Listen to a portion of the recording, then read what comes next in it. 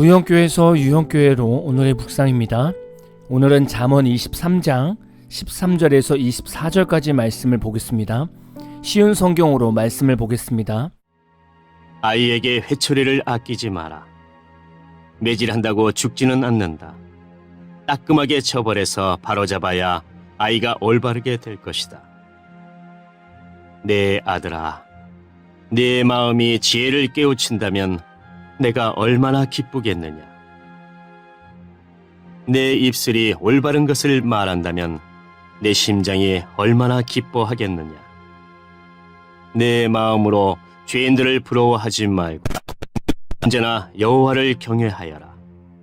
그러면 내 앞길이 환하게 열릴 것이고 내 소망이 끊어지지 않을 것이다.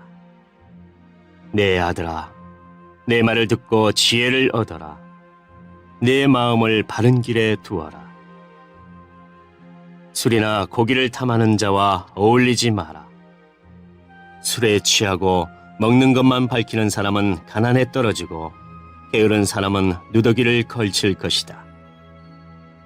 너를 낳은 아버지에게 순종하고 내 어머니가 나이 들어도 무시하지 마라. 진리를 사고 팔지는 마라. 지혜와 훈계, 명철을 사라. 의인의 아버지는 크게 기뻐하리라. 지혜로운 아들을 낳은 자는 그 아들 때문에 기쁨을 얻을 것이다. 요즘 식당에서 소주 한 병의 가격이 얼마나 될까요?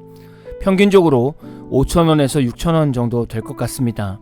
맥주 같은 경우에는 4,000원에서 6,000원 사이에 판매되는 것 같습니다.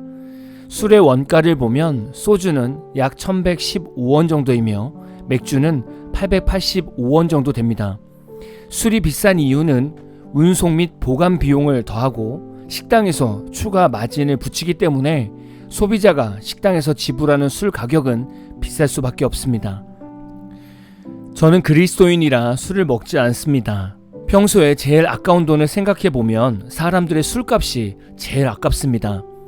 한국에서 성인 대상으로 평균 주량을 조사해본 결과 한 달에 평균 9일, 6, 7잔의 술을 마신다고 합니다. 어떤 사람은 사람이 술을 마시는 건지 술이 사람을 먹는 건지 모를 정도로 많은 술을 먹는 사람도 있습니다. 20절에서 21절을 보면 술이나 고기를 탐하는 자와 어울리지 마라. 술에 취하고 먹는 것만 밝히는 사람은 가난에 떨어지고 게으른 사람은 누더기를 거칠 것이다. 아멘. 이 말씀은 음주와 과식을 언급하는 것으로 이해되기도 하지만 패역한 젊은이를 나타내는 데 사용하는 표현이기도 합니다. 술을 즐기고 먹는 것을 낭비하는 바람직하지 못한 삶을 다루고 있는데요. 하나님은 술 취하고 과식과 낭비를 하는 사람에게 가난을 주신다고 말씀하고 있습니다. 아마도 한 사람이 평생 먹을 술값을 모으면 아파트 한 채를 살 정도의 돈이 모이지 않을까 생각이 됩니다. 사람은 하나님 앞에서 바른 삶을 배우는 것보다 죄악의 삶을 더 빨리 배우고 더 쉽게 닮아갑니다. 왜냐하면 우리 안에 죄성이 늘 있기 때문입니다. 우리 주변에 늘 술 취하는 것을 좋아하고 먹는 것이나 입는 것에 돈을 흥청망청 쓰는 사람이 친구라면 여러분은 그들을 닮을 확률이 높습니다. 경제적인 여력이 안 되는데 술 취하는 것이 당연한 일로 생각하고 돈도 제대로 벌지도 못하는데 좋은 음식과 좋은 옷만 사려고 하는 잘못된 생활을 배울 수 있습니다. 이런 삶을 계속 살다 보면 결국 이들에게 찾아오는 것은 많은 빚입니다. 가난에 빠지게 되고 이제는 기본적인 삶조차 누리지 못하는 그런 사람이 될 수 있습니다. 어제 말씀처럼 돈은 날개가 달린 독수리처럼 창공으로 훨훨 날아가 버린다고 했습니다. 하나님이 주신 일의 기회와 건전하고 건강한 생활을 살지 않으면 우리는 재물을 모을 수도 없고 붙잡을 수도 없습니다. 혹시 여러분 주변에 술에 취할 정도로 마시는 친구가 있습니까? 또는 자신의 경제력보다 의식주에 과도하게 쓰는 친구가 있습니까? 그럼 그들과 멀리 하십시오. 하나님은 술 취하고 과소비하는 삶을 싫어하십니다. 신앙이 없는 사람은 이것을 인생 사는 재미라고 말합니다. 돈을 벌고 쓰는 재미, 술에 취하여 스트레스를 푸는 재미가 있어야 인생 사는 재미가 있다고 말합니다. 그러나 이런 삶을 신앙적으로 보면 우리의 영이 하나님으로 채우지 않았기 때문에 그 공허함을 채울 방법이 술과 과소비 생활밖에 없는 것입니다. 그러나 결국 이런 것에서 인생의 재미를 찾으면 인생의 재미와 풍족함이 오는 것이 아니라 인생의 쓴맛과 빛만 지게 됩니다. 오늘 말씀은 술 취함과 먹는 것만 밝히는 사람에 대해서 나누고 있지만 세상의 문화는 다 똑같이 적용할 수 있습니다. 돈이든 술이든 이성이든 성공이든 하나님을 떠나서는 아무것도 이룰 수 없는 것임을 꼭 믿어야 합니다. 세상 사람들은 술을 먹지 않고 소비 생활을 즐기지 않는 성도들을 보면서 무슨 재미로 인생을 사냐고 묻습니다. 여러분은 이런 질문을 들어보셨습니까? 이 질문을 들으셨다면 여러분은 하나님 앞에서 지금 거룩하게 사는 성도입니다. 그럼 이 질문을 받았을 때 뭐라고 대답을 하셨습니까? 교회에서 술을 먹지 말라고 하니까 먹지 않는 것이고 하나님이 겸손하고 검소하게 살라고 가르치니 그렇게 산다고 대답을 하십니까? 아니면 하나님 안에서 세상이 줄 수 없는 평안과 위로의 맛을 느꼈기 때문에 술과 과소비를 할 필요가 없다고 대답을 하십니까?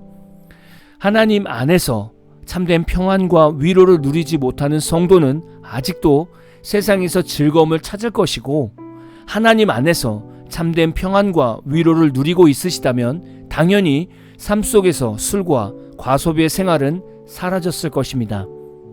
즐거운 명절 연휴죠. 오랜만에 가족들과 한자리에 모여서 기분이 좋다고 술잔에 기울이지 마시고 오랜만에 모인 가족들을 위해 한 사람 한 사람 축복 기도해 주시는 은혜의 시간을 가져보십시오. 이것이 믿음의 가정입니다. 오늘 마무리 찬양은 기프티드의 주의 자녀로 산다는 것은 이라는 찬양입니다. 찬양 후에는 잔잔한 연주곡이 있습니다. 말씀을 생각하면서 기도하는 시간을 가져보십시오. 주의 자녀로 산다는 것에 불 가운데로 걸어가는 것, 그 속에서 신실하게 날 지키시는 그 손길을 경험하는 것, 주의 자녀로 산다는 것은 바다 위로 걸어가는 것, 내 온몸을 덮쳐오는 폭풍 속에서 잠잠히 주 바라보는 것, 때론 불 가운데 휩싸일 때도 폭풍 가운데 무너질 때도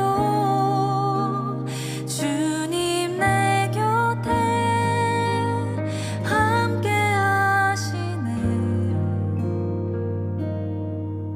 가장 가까이에 함께 하시네.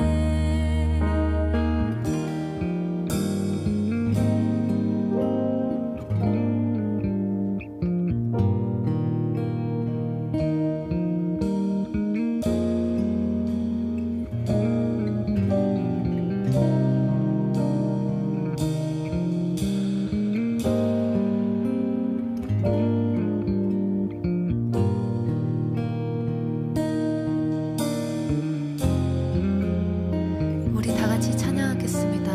주의 자녀로 산다는